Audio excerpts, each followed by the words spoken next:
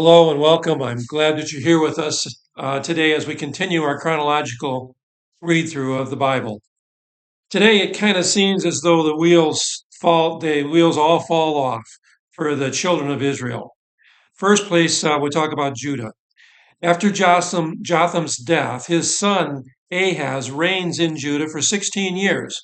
Now, Jotham was very faithful to the Lord. Ahaz, not at all. He was very evil. Ahaz seeks protection from Assyria rather than from God, giving the Assyrians the treasures that accumulate in the Lord's house. He worshipped the Baals and the gods of the Assyrians. He sacrificed his sons.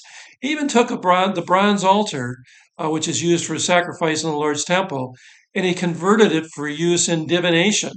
Divination itself is an abomination to the Lord. Uriah the priest facilitates all of this for King Ahaz. Obedience to the Lord is like it's just gone completely out the window, and the beauty of the Lord's temple is gradually being removed as it's repurposed to serve the gods of the Assyrians. Notice in the reading from Chronicles how God uses Israel to punish King Ahaz. This is earlier on, but Israel gets carried away. The northern kingdom gets carried away and treats Judah as though they were any other enemy, marching off with great plunder and with the women and the sons and the daughters of Judah. Well, God's having none of that. He sends a prophet to Israel to warn them not to do that.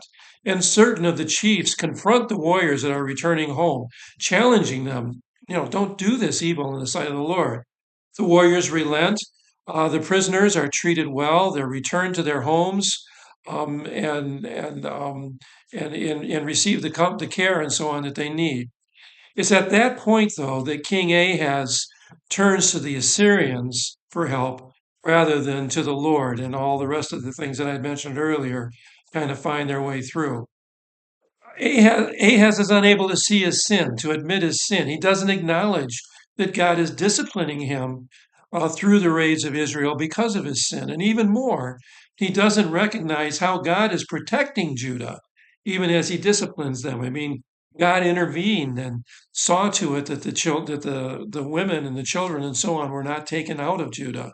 But Ahaz can't see any of that, so he turns to Assyria instead. Well, after all of this, things fall completely apart for the northern kingdom, for Israel. Hoshea reigns for 9 years, but in his reign, he's basically a vassal of the king of Assyria. He decides to break out of that servitude by allying himself with Egypt. Doesn't pay the tribute that's due to Assyria. Well, Egypt can't save him. You see, the Lord has determined that now is the time for Israel to be punished for her apostasy and for her idolatry. Assyria swoops in. Assyria imprisons King Hoshea, overruns the land. They deport many, if not most, of the men. They bring in men from other countries to resettle the land. And just that quickly, the heritage of rebellious Israel, the northern kingdom, is wiped out from the face of the earth.